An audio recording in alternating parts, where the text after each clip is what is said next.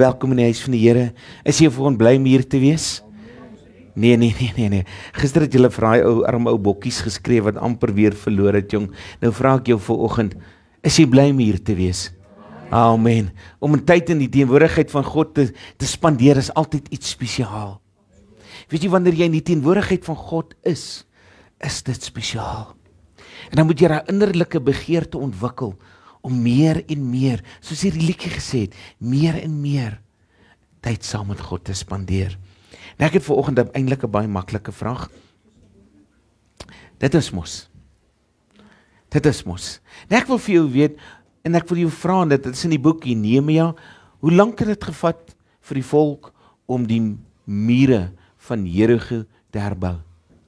Kom nou, is 'n maklike vraag, man. Regtig.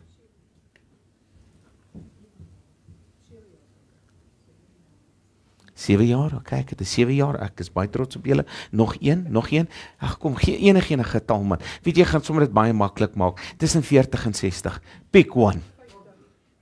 Baie naby. Baie koud. Nee, julle vat nou raaiskote. En Nehemia 6 vers 15 sê, en dit het hulle 52 dae gevat. 52 dae. Daar is 52 weke in 'n jaar. Ek kan hom bietjie makliker vir julle gemaak het. So, die chocolate is weer myne. Dis hoekom ek so begin lyk, is van al die chocolates, hoor. Amen. En ek wil vanoggend oor iets gesels. En dit is 'n onderwerp, en julle ken my seker al jare, wat ek in die gemeente is. Die nagmaal is vir my iets besonders. Dit is vir my 'n baie diepgaande instelling. Is iets waarvoor ons moet voorberei. Dis iets wat jy nie sommer, dis Sondag nagmaal, ek gaan gou hier opdaag, ek gaan gou die broodjie en die wyntjie en alles geniet nie. Nee, die nagmaal is iets kosbaars. Die nagmaal is deur Jesus Christus homself ingestel. En daardie instelling is ook dan iets wat ek en jy rondom dit moet begin besef. Dis nie net 'n instelling nie, daar het iets plaasgevind. Dit is die nuwe verbond wat in sy bloed beseël is. Weet jy dit? En hoe herdenk ons hierdie verbond? As ek so na kinders van God kyk, dan moet ek baie hartseer rondom dit raak. Want baie keer sit net in kerk nog 'n aangeleentheid. Ag, net 5 minute voor die preek. Ons dink nie eers meer na en ons berei nie eers meer voor vir die nagmaal nie. Weet jy, ek onthou nog, maar toe ek groot geword het, my oupa se tye, was daar 'n voorbereiding gewees vir nagmaal.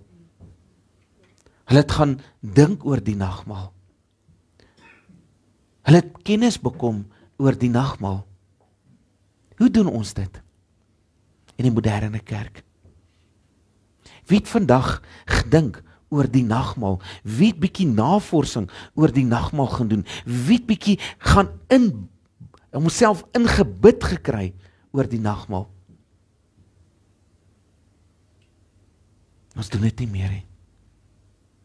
Ons berei nie meer voor nie. En dit is die nuwe verbond. Dit is 'n heilige instelling deur Jesus homself. En die beseëling van die nuwe verbond vir my en jou. Die ou verbond is verby en die nuwe verbond is daar vir my en jou. Nie waar nie? Nou as ek vanoggend vir jou moet vra, waar staan dit in die skrifgedeelte? Wat gaan jy my sê? Jy sien, hoe hartseer is dit? Dat ons nie eers meer die verseëling en die belangrikheid in die skrif ken nie. Dit laat my dink, hoe gebruik ons die nagmaal? Hoe belangrik is dit vir jou? As ek vir jou teksversie moet verander, as ek vir jou moet vra Johannes 3 vers 16, gaan almal hom ken. Maar die belangrikste gedeelte ken ons nie. Kom ons gaan na Matteus 26 toe. En ek gaan uitlees uit die 33 of die 53 vertaling. Die wat nie die woord van God het nie, sien ek het dit nou ewen makliker gemaak. My vrou het dit sommer op die skerm vir jou gesit. Ek raak ook 'n bietjie fancy, né? Nee, Hendrie. Kom maar, gee my. Baie dankie. Want Hendrie sê mos ek lees net en as die mense nie reg nie, dan het ek seker gemaak almal is reg. Hulle kan dit op die skerm lees. Nou kom ons lees Matteus 26 vanaf vers 26. En terwyl hulle eet, neem Jesus die brood en nadat hy gedank het, breek hy dit en gee dit aan sy disippels en sê: Neem, eet, dit is my liggaam. Toe neem hy die beker en nadat hy gedank het, gee dit aan hulle en sê vir hulle: Drink almal daaruit, want dit is my bloed. En ek wil jy moet hierna baie mooi klem lê op die volgende gedeelte. Die bloed van die Nuwe Testament, wat vir baie uitgestort word tot vergifnis van sonde. Wat sê? Die bloed van die Nuwe Testament. Maar ek sê vir julle, vers 29, maar ek sê vir julle, ek sal van nou af nooit meer van hierdie vrug van die wynstok drink nie, tot op daardie dag, wanneer ek dit met julle niet sal drink in die koninkryk van my Vader. Wow, hierdie is 'n baie diep stelling wat hy maak. En ons weet dit het in vervulling gekom. En ons weet dat dit die nuwe verbond is wat al in Jeremia vir ons voorspel is. Al die voorspellings van die Ou Testament oor die Messias het daar in vervulling gekom. Weet jy dat daar profeseë was oor hierdie geleentheid? 300 jaar, 700 jaar voor Christus op hierdie aarde gewandel het. Was daar voorspellings oor hierdie aangeleentheid? Kom ons gaan lees wat sê Jeremia 31 vers 34. Hy sê: Kyk, daar kom dae, spreek die Here, dat ek met die huis van Israel en die huis van Juda 'n nuwe verbond sal sluit. Wat lees vers 31? Wat gaan gesluit word? 'n nuwe verbond. Dis so belangrik, hierdie verbond is, wat ek en jy nie eers kan verdedig nie. Wat ek en jy nie eers 'n teksvers in die Bybel van ken nie. Dan wil ons kom sê, ons is 'n Christelike nasie, en ons het die waarde van die nagmaal besef. Werklik? Werklik? Kom ons gaan verder, vers 32. Nie soos die verbond wat ek met julle vaders gesluit het op die dag toe ek hulle hand gegryp het om hulle uit Egipte land te lei nie. My verbond wat hulle verbreek het. Wat het ons gedoen? Verbreek. Ek wil vanoggend vir jou vra, is ons anders as die volk Israel? Is ons anders? Ons kom met die mooi moderne kerk, ons sit in aircon gemeentes, ons kom met aircon karre na die huis van die Here, maar ons kan nie die nuwe verbond verdedig nie. Ons kan nie eers 'n teksvers uithaal. Dan wil ons sê, Here, ek het U lief. Here, ek wil U gebooie onderhou, maar ek ken U nie. Want om die Here te ken, beteken om daardie verbond te eerbiedig wat vir my en jou gegee is. En hy sê, ons gaan verder. My verbond wat hulle verbreek het, alhoewel ek gebieder het oor hulle was, spreek die Here. Maar dit is die verbond wat ek na die dae met die huis van Israel sal sluit, spreek die Here. Ek gee my wet in hulle binneste en geskryf dit op hulle harte. En ek sal vir hulle 'n God wees en hulle sal vir my 'n volk wees. Waar gaan die wet geskryf word?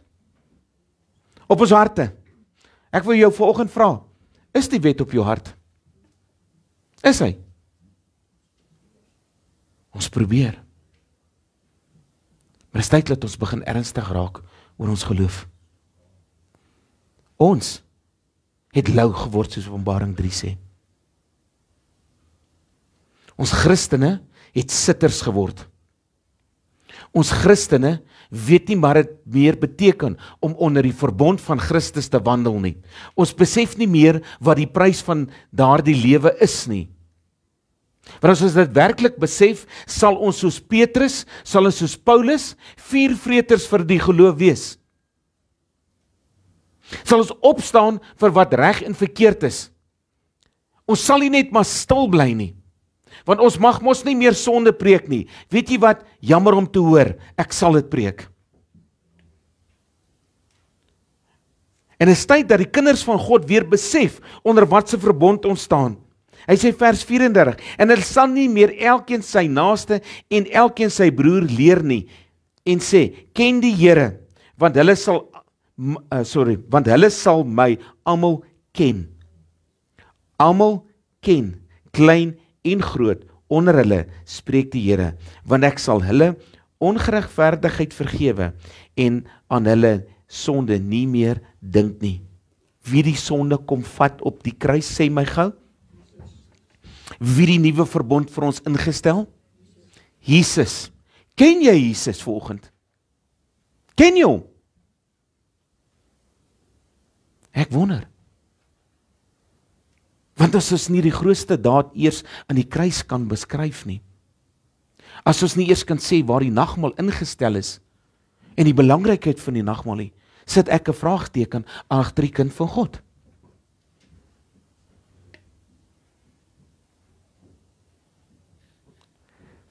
Die nuwe verbond is die sentrale tema in die Bybel, en Christus is die bemiddelaar en die vervulling daarvan. Wie is die sentrale punt van die verbond? Jesus. Maar ons maak hierdie tafel goedkoop. Want ons ken nie meer die verbond en die prys wat betaal is nie. Ons lewe asof my Jesus in die graf is. Dis hoe die kind van God vandag lewe. Want ons besef nie meer die belangrikheid van nagmaal nie. Elke verbond het terug na wie gegaan? Jesus. Elke profesie het na wie verwys? Jesus. Hy is die Messias. Hy is die redder. Hy is die verlosser. Hy het die nagmaal ingestel, sodat ek en jy daardeur moet ons lewe ondersoek en seker maak dat ons in die nuwe verbond en volgens die nuwe verbond lewe. Lewe jy vandag in die nuwe verbond? Lewe jy in die weë van God? Nou, hele rukkie terug, het iemand na my gekom en hy het gevra, hoe moet ek weet ek lewe reg en ek tree reg en verkeerd op? Toe sê ek, gaan lees jou Bybel en begin asseblief by Matteus 4, 5, 6 en 7, die bergprediking, dis die opsomming van die 10 gebooie. As jy wil weet of jy reg leef, gaan lees dit. Dis baie maklik. Hy sê vir jou presies wat om te doen. Wil jy lewe soos Jesus? Wil jy wees soos Jesus? Gaan lees die bergprediking. Jy gaan 'n eye-opener daar kry. Elke verbond, elke profesie het teruggekom na Jesus. En al hierdie verbond is deur Jesus Christus in vervulling gebring. Hy het wat in hierdie verbond vir my en jou gegee. En ek wil 3 dinge uithaal. 3 dinge wat Jesus vir ons in hierdie verbond gee. 1, hy skenk aan jou die ewige lewe. Wie wil die ewige lewe hê? Dan moet jy begin wandel volgens wat Jesus wil hê jy moet wandel. Hy stel mens in staat om aan God te behoort deur die vergifnis van sondes. Hy is die ja op God se beloftes. 2 Korintiërs 1 vers 20. Het jy al ja gesê vir God? Ja Here, ek wil 'n kind van U wees. Hy het gekom en gesê, Vader, ja, ek sal die sonde las van die mense dra. Toe God gekom het en gesê het, wie kan die mense sonde vergewe? Wie kan die mens red? Het Jesus opgestaan en gesê, ek sal die ja op dit wees. Wanneer sê jy ja vir Jesus? Wanneer begin jy hom werklik aanneem? Wanneer begin jy werklik opstaan vir hom? Of speel ons godsdiens? Jesus is in elke opsig volmaak gewees. Gelewe volmaak in sy denke, in sy liggaam, hoe hy God vereer het, in die woord, dit wat hy gesê het, het hy God vereer, en in die gees. Hoe lyk jou denke vandag? Of sit jy wag, laat die leraar vanoggend net kan klaarmaak, dat ons kan uitkom, want hy beklei alweer. Baie dankie, daar's een eerlike mens. Daar's een eerlike mens. Hoe lyk jou liggaam tot eer van God? Want wie woon in jou liggaam? Die Heilige Gees. Is jou liggaam die heilige tempel van God? Hoe lyk jou woord vandag? Want waarvan die hart vol is, sal die mond getuig. Hoe lyk jou gees vanoggend? Is jou gees in lyn met die gees van Christus Jesus? In lyn met wat die Heilige Gees wil hê jy moet doen? Toe hy gekies het om in my plek te sterf, het Jesus die voorwaardes van elke verbond volmaak en blywend vervul. In my prys. Ek wil vandag vir julle sê, ek kon nie daai prys betaal aan God nie. Ek kon myself nie red nie. Maar Jesus het gesê, ja Here, ek sal vir God, ek sal vir Gert die prys gaan betaal. Want hy kan nie. Daarom het hy 'n nuwe verbond met God gesluit, omdat ek nie kan nie, ek nie waardig is nie.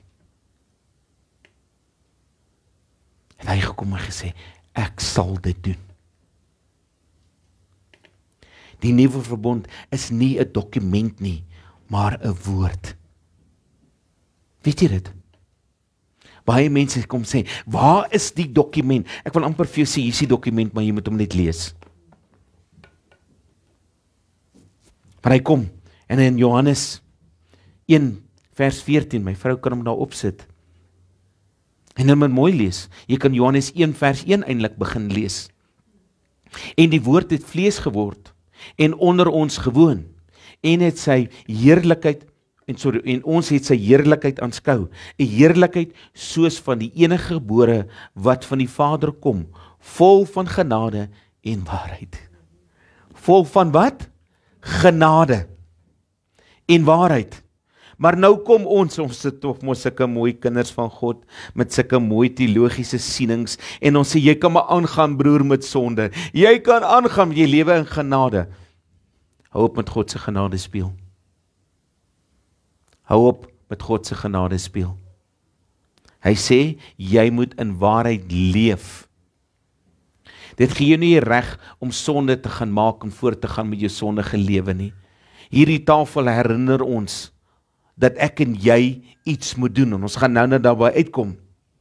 Christus Jesus is die nuwe verbond, en ons lewens is met syne verweef. Weet jy dit? Hy is die nuwe verbond. Hy is die redder. Hy is die een wat my losgekoop het. Hy is die een onder wie se genade ek staan. As Christus Jesus ons as Christus Jesus ons regverdig verklaar het, is jy regverdig. Wanneer gaan dit gebeur? Wanneer ons voor die troon van God verskyn. Dan gaan die Here sê, my Vader, moenie na Gert se oortredinge kyk nie, want ek het die prys betaal. Hy het gestrewe om in geregtigheid te lewe. Daarom verklaar ek hom geregtig. Maar as iets wat ek moet doen. Ek moet streef om in geregtigheid te leef. Ek moet streef om volgens die wil van God te lewe. Ek moet streef om nie te wil sondig nie. Dis wat God van my verwag. Dink jy dis 'n gratis kaartjie wat jy gekry het na die hemel toe? Nee, daar's iets wat jy moet doen. As Christus Jesus sê, ons is verlos, is ons verlos. Hy het gesê, ek het betaal vir jou sonde. Glo jy dit? Glo jy dit die band van slawerny gebreek is? Glo jy dit? Hoekom leef jy soos dit? Hoekom leef jy asof die band jou nog vashou? Besef ons die oorwinning en die prys wat vir ons betaal is. Maar ons lewe asof Jesus oorlede is. Christus Jesus is die middelaar van die nuwe verbond. Hebreërs 12 vers 24. Hy is die middelaar van die nuwe verbond. Hy sê ek is die weg, die waarheid en die lewe. Niemand kom by die Vader uit behalwe deur my nie. Hy is die middel. Hy is die nuwe verbond. Jy gaan nie by die Vader uitkom nie. Jy moet deur Christus Jesus gaan. En dit beteken om hom te herken wie hy is. Hy is Christus Jesus, die verlosser van die mensdom. Hy is die seun van God. Hy is die nuwe verbond wat in sy bloed beseël is. Weet jy dit? Hy is dit. Ek en jy is bloedie ontvangers van die nuwe verbond, maar ook die bedienaars van die nuwe verbond. Ag nee, pastoor, waarvan praat jy nou? Daar is alweer iets wat ek moet doen. Ek is die ontvanger van die nuwe verbond, maar ek is ook die dienaar van die nuwe verbond. Wat beteken dit om 'n dienaar te wees? Nee, kyk, ek moet daarom nou gesiene plek in die kerk hê. Jong, ek kan mos nie by die deur staan, of ek kan mos nou nie dit doen nie. Ek is mos nou nie, dis mos nou nie my status nie. Regtig? Weet jy wat sê Paulus?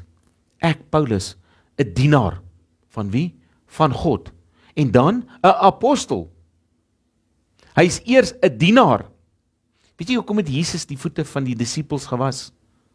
Om te wys dat hy 'n dienaar is aan die mens. Hy het hom nie self bo die mens gehewe nie, maar nou is hy bo die mens. Mense, daar het 'n klemverskywing gekom. As jy lees in die evangelies, gaan jy lees van Jesus Christus. Het jy al gelees? En later, toe hy opgevaar het, staan hy bekend as Christus Jesus. Wie hoekom? Hy was op aarde eers mens gewees en toe Christus. Maar dat hy nou opgevaar is hy Christus eerste en dan mens. En dit beteken, ek en jy moet 'n dienaar word van dit wat God van my en jou verwag. Dit is ons werk om ons families, vriende, kennisses en bure van hierdie verbond te vertel. Wat moet ons gaan doen? Ons moet die goeie nuus aan wie gaan deel? Aan almal. Almal. Dis wat die nuwe verbond beteken. Dis wat van ons verwag word. Matteus 28, 19 en 20. Gaan lees hom. En gaan maak seker wat hy sê. Hy sê, alle nasies. Ja, maar wag nou leraar, wag nou. Alle nasies is alle nasies, hoor. Daar's nie 'n kleur nie, daar's nie 'n vel nie, daar's niks nie. Hy sê alle nasies is geregtig op die goeie nuus. En jy moet 'n dienaar van dit wees. Dit slaat bietjie vanoggend, né? Dit is 'n vreugde om die nuwe verbond aan mense te kan deel. Hoe doen jy dit? Ag, moet ek nou alweer daai man gaan sien? Dit moet 'n vreugde wees om in diens van die Here te staan. Dis nie 'n straf nie, man. Daarom vra ek, jy bly om hier te wees, maar jy moet opgewonde wees. Dit moet 'n vreugde wees om in God se teenwoordigheid te wees. As dit 'n straf vandag is om hier te wees, dan moet jy jou hart gaan ondersoek. As ons die Here sing en prys en loof, jy moet so opgewonde wil wees om net liedere tot die Here te sing. Dis wat hierdie tafel is. Die Here is opgewonde die dag toe jou hart vir hom gegee het. Dis vir hom vreugde. Maar nou kom ons so morbied kerk toe. Dis nie wat God vra nie. Dis nie wat hierdie tafel beteken nie. Jy moet vreugde in jou hart hê om die Here te kan aanbid.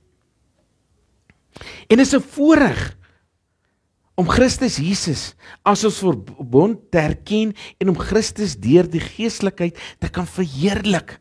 Hoe doen ek dit? Wanneer ek die woord van God met almal deel. Hoe bly is jy vir hierdie tafel?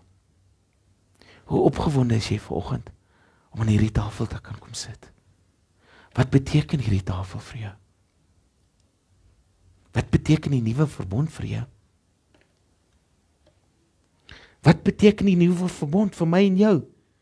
Iets om baie opgewonde te kan raak. Jy al gewonder, wat beteken die nuwe verbond vir Gert? Wat beteken dit? Kom ons kyk eers. Vergifnis van my sonde. Wow. Here, toe ek in die wêreld was, Here, toe ek U nie geken het nie, Here, toe ek 'n Bybel gevat het en die asblik gegooi het en vir my vrou gesê het, daardie kar, ek betaal. Take your feet, walk, see more on your way to church. I'll be waiting at home. Dit was Gert. Hy wil niks van God weet nie. Maar toe God in my lewe kom, toe God my verander, toe ek besef hy het my verlos van die band van slawerny, verlos van die vloek, verlos van die dood, het my lewe verander. En ek het met ander oë na my God gekyk en besef daar's net een verlosser. Sy naam is Christus Jesus. And you're not gonna change my mind. Jy gaan sukkel om dit reg te kry, hoor.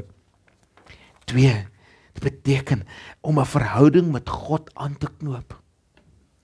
Het jy volgende verhouding met God? Om 'n verhouding te kan hê, beteken ek moet hom ken in alles. Nie wanneer dit net goed gaan nie, of wanneer dit net sleg gaan nie, in alles. Hierdie tafel is 'n tafel van verhouding. Verhouding met God en 'n verhouding met mekaar. Hoe lyk jou verhouding vandag? Eerstens met die Here, met elkeen wat vanoggend hier sit, en dan, hoe lyk jou verhouding met jou familie? Hoe lyk dit vanoggend? Dis wat hierdie tafel simboliseer. Is om na te dink. Dis wat die nuwe verbond beteken. 'n Verhouding met God, Jesus, Heilige Gees. 'n Verhouding met die gelowiges. Verhouding met my familie. Hoe lyk dit vanoggend? Iets om oor na te dink. 'n Innerlike transformasie. Die nuwe verbond behels 'n innerlike transformasie met God se wet geskryf op my hart.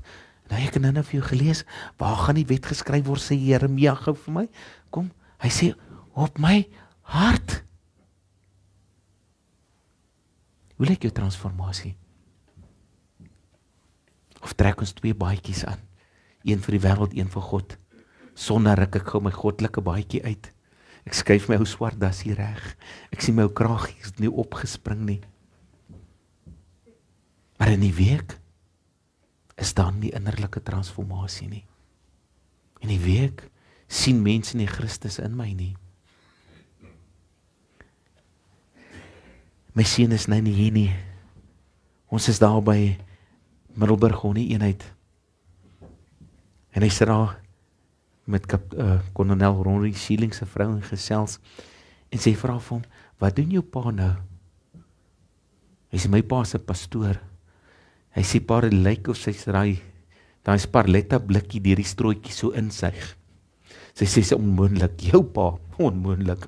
Daar's nie 'n manier dat hy 'n predikant kan wees nie. Ken jy jou pa? Hy sê, tannie, ja, ken my pa. My pa is nou 'n leraar. Sy storm maar kolonel Schilling se kantoor in en sê, weet jy wat hierdie man nou doen? Hy sê, nee, wat doen hy? Hy sê, hy's 'n pastoor. En weet jy wat? Ronnie Schilling sê, dank die Here vir wonderwerke. Dank die Here vir wonderwerke.